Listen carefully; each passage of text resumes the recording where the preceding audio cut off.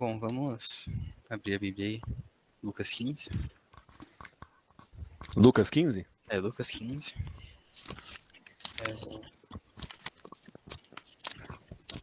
Lucas 15, 4. Versículo 4.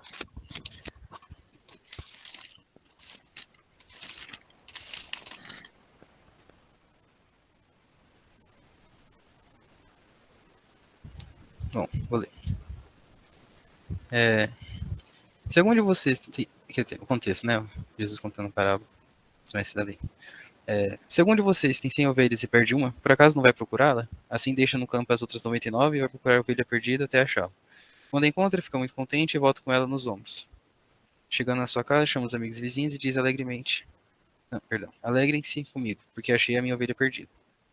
Aí, continuando no 15, tem a parábola do filho perdido, né? Deixa eu ver.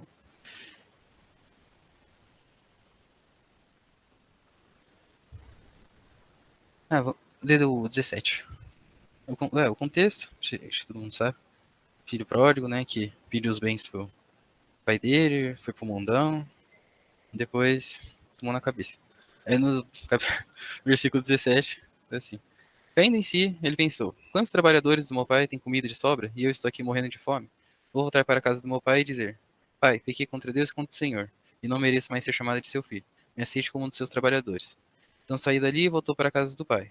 Quando o rapaz ainda estava longe de casa, o pai o avistou e, com muita pena do filho, correu e abraçou e beijou. E o filho disse: pai, pequei contra Deus e contra o Senhor, não mereço mais ser chamado de seu filho. Mas o pai ordenou aos empregados: depressa, tragam a melhor roupa e vistam nele. Ponham um anel no dedo dele e sandálias nos seus pés. Também tragam e matem o bezerro gordo. Vamos começar a festejar. Este meu filho estava morto e viveu de novo, estava perdido e foi achado. Começaram a festa. Bom, o pastor João falou disso, né, em algum culto, já faz um tempo, que né, comparando as duas parábolas, a gente vê que, como pessoa, né, a gente se encontra às vezes na situação de ovelha perdida e às vezes de filho pródigo, né? E, bem, no caso da ovelha perdida, né, a ovelha se perdeu e o pastor que foi atrás dela e se esforçou para trazer ela de volta. Ela tinha se perdido. A gente pode pensar como realmente as pessoas, tipo, no mundo mesmo que estão perdidas, né? E a gente tem que ir lá atrás delas e tudo mais, porque elas não conhecem ainda o evangelho, nem nada do tipo. E tem a situação do filho pródigo, que o filho já vivia com o pai, já sabia como é que era tudo, e mesmo assim saiu e foi viver no mundão. E aí, nesse caso, o pai dele não foi atrás dele, né? Ele ficou. Quando o filho caiu em si e voltou para casa, o pai recebeu de braços alegres e tudo mais. Mas ele não foi atrás do filho, porque ele sabia onde que era a casa dele e tudo mais. Então, a reflexão que eu queria trazer é que a gente tem que saber em que nível está a gente com Deus, né? Qual que é o nosso nível de relacionamento com Ele. Que, às vezes, Deus nos trata de maneira madura já, e às vezes a gente acaba caindo achando que ainda é a ovelha perdida e fica esperando muito, assim, as coisas de Deus e tudo mais. Mas Deus está nos dando a oportunidade para a gente ir buscar Ele, né? E não ficar esperando. Que a gente possa saber qual que é o nosso nível de relacionamento com Deus, nossa maturidade. É isso. É isso aí, muito bom. É isso mesmo. Existem dois tipos, né? Você sabe que na igreja a gente observa isso muito claramente em algumas situações. Poxa, tem vez, cara, às vezes acontece isso até com jovens mesmo. Às vezes você fala, pô, Joel, o fulano não tá vindo e tal. Cara, às vezes vocês nem sabem, mas a gente já mandou mensagem, a gente já conversou. Gente, todo mundo é, todo mundo tem a sua própria responsabilidade diante de Deus, né? Então, como o Henrique bem disse, existem pessoas que estão perdidas, elas nem sabem que elas estão perdidas, né? Então, às vezes é um ensinamento errado, o meio que a pessoa vive, a modo que ela vive. Tem gente que não sabe, gente. Tem gente que não sabe nada da Bíblia, não sabe nada de Jesus. Então, esse tipo de pessoa, ela precisa de uma atenção diferenciada. Do que, imagina, muitos de vocês aí nasceram, foram criados dentro da igreja, e aí, de repente, por algum motivo, vocês querem conhecer o mundo, misericórdia. Tá amarrado isso. Mas aí, cara, é totalmente diferente o modo que você vai tratar. Uma coisa é ignorância, outra coisa não. É, mas o bom, né, graças a Deus, que independente dessa situação, seja o pai, seja o pastor, há solução para aquele que se perde. Então, aquele que conhece o caminho de volta para casa, volte, porque Deus estará de braços abertos. E aquele que não conhece, Deus vai te alcançar e o nome de Jesus vai chegar nos seus ouvidos e tomara que você se arrependa, tá bom? Gente, vamos lá então. Hoje eu tô igual o Henrique. Hoje não vai ser nem 30 não, vai ser bem rápido hoje. 1 Pedro, capítulo 1, versículo 6, tá? Vou começar a ler a partir do 6. Diz assim, ó: Nisso vocês exultam. O que é exultar? Se alegrar, ficar muito contente.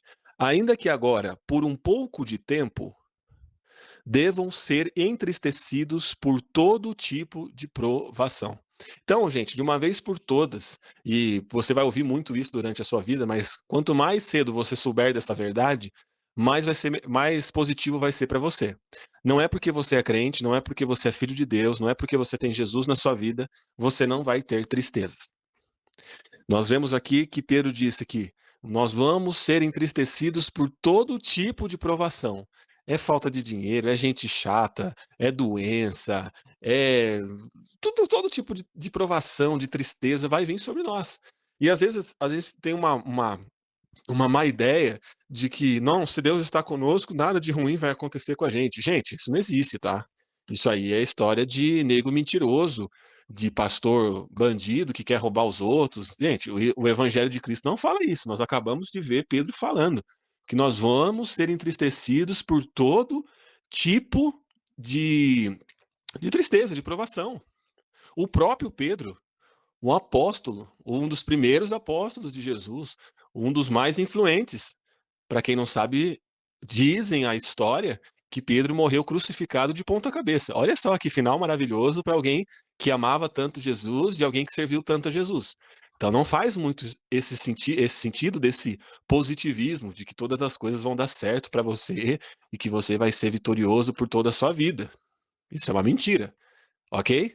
Nós vamos passar por provações, por tristezas. E aí nós vemos que Pedro fala que vai ser por um pouco de tempo.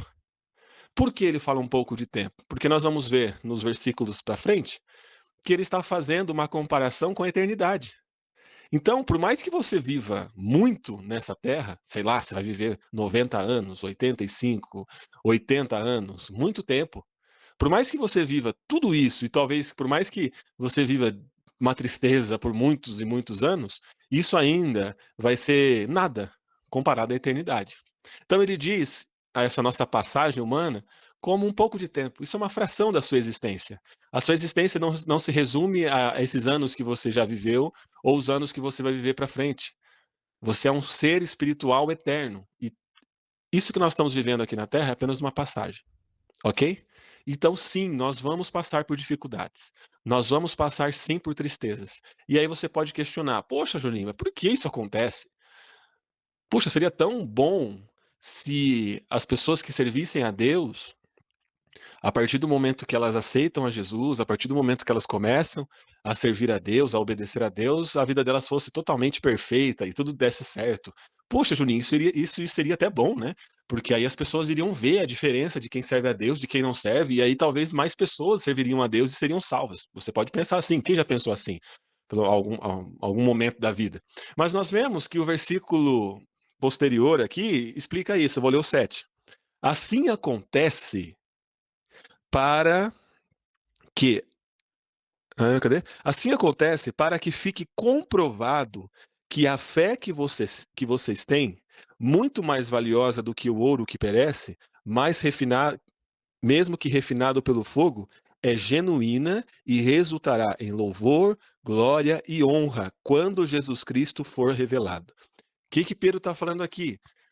Realmente, a nossa fé, ela é comprovada quando mesmo diante das tristezas, mesmo diante dos sofrimentos, nós continuamos acreditando. Nós continuamos obedecendo. Nós continuamos servindo. Nós continuamos amando Jesus. Por isso que o sofrimento, as tristezas desse mundo, além de ser um resultado do pecado, é utilizado para a comprovação da nossa fé. Então, eu tenho uma triste notícia para você. Você não apenas vai viver momentos de dificuldade, de tristezas na sua vida, como esses momentos, aos olhos de Deus, são positivos para provar se você realmente o ama. Se você realmente está do lado de Jesus, porque ele é um Deus todo-poderoso, que é capaz de te curar, que é capaz de te livrar, que é capaz de te dar vitória, que é capaz de abrir portas aonde não tem portas, que é capaz de fazer um monte de coisa boa para você. Mas Pedro está nos dizendo aqui, e é isso que eu quero trazer para vocês nessa noite, que a alegria de vocês não devem estar naquilo que Deus pode fazer por vocês nessa terra.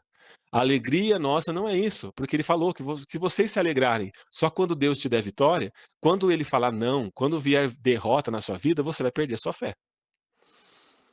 Então, muitos de vocês podem estar nessa noite entristecidos por situações em casa, situações na família, na escola, situações da vida, problemas emocionais, tristezas no seu coração.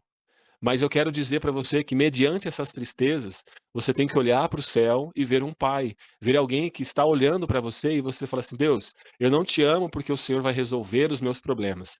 Eu te amo porque você já resolveu o meu maior problema, que é o versículo 8. Mesmo não o tendo visto, nós não vimos Jesus. Ninguém aqui dessa live já viu Jesus presencialmente. Mesmo que a gente não viu Jesus presencialmente,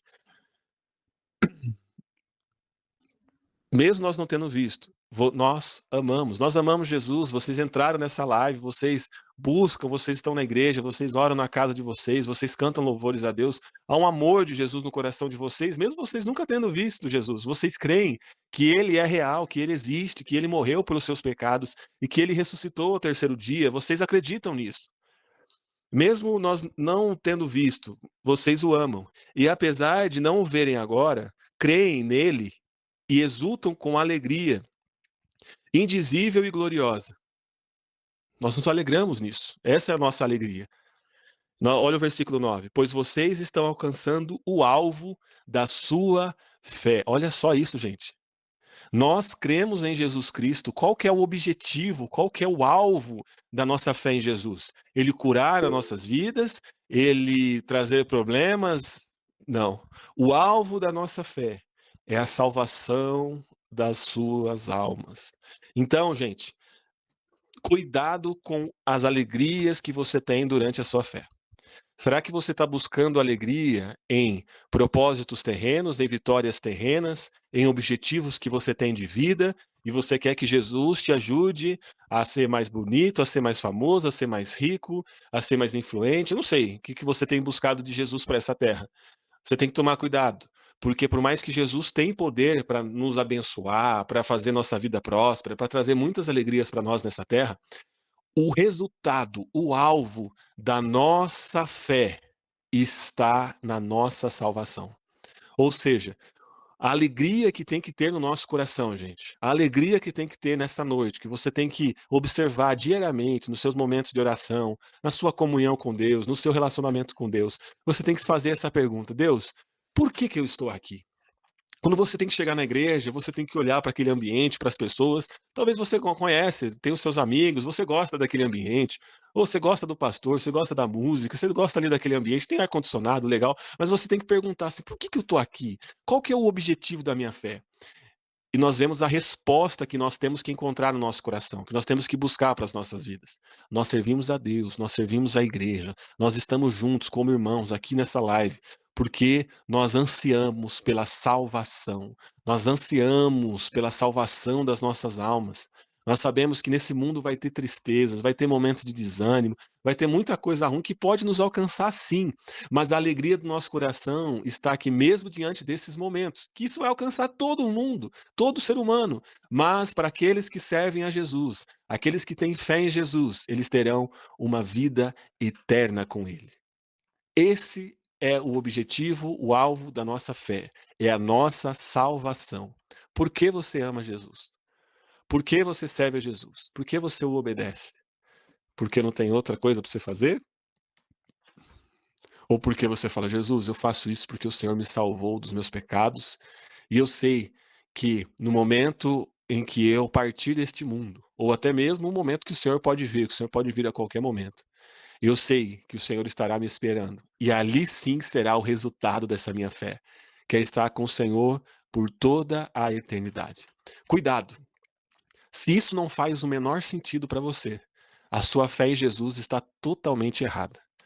A sua fé em Jesus, o alvo da sua fé, é a herança celestial, é vivermos com Ele. Não sei se em outra dimensão, se em outro planeta, é o céu, gente. É onde Ele já tem preparado um lugar para nós, um lugar onde não haverá choro, não haverá doença, onde o projeto original será restaurado, e nós teremos um com Ele, e nós estaremos por toda a eternidade juntamente com Ele. E todas as tristezas desse mundo serão passageiras, e aí sim nós vamos lembrar dessa passagem de Pedro e falar: nossa, eu estou vivendo um momento tão bom que aquilo que eu passei na Terra é quase que não faz sentido para mim, é quase que como se eu não tivesse vivido, porque agora eu tenho uma eternidade com Deus. Quem entendeu aí, manda um joinha. Esse é o alvo da sua fé, gente. Esse é o alvo Amém. da sua fé. Sempre quando você for orar, então, agradeça ao Senhor pela salvação. Antes de tudo, antes de você pedir, antes de você fazer qualquer coisa, você fala: Jesus, obrigado por me salvar, obrigado porque eu estava destinado à morte eterna, obrigado porque eu estava distante do Senhor, mas agora o Senhor me aproximou, agora eu sou filho, agora eu sou amado, agora, Senhor Jesus, eu tenho uma vida diante do Senhor e eu tenho a eternidade me esperando. Que você viva essa vida de buscar ao Senhor, a herança dele eterna, e que você seja um mensageiro de Deus para essa geração, e que muitos jovens, muitos colegas, amigos, familiares possam ter essa mesma esperança por meio da sua vida. Em nome do Senhor Jesus Cristo.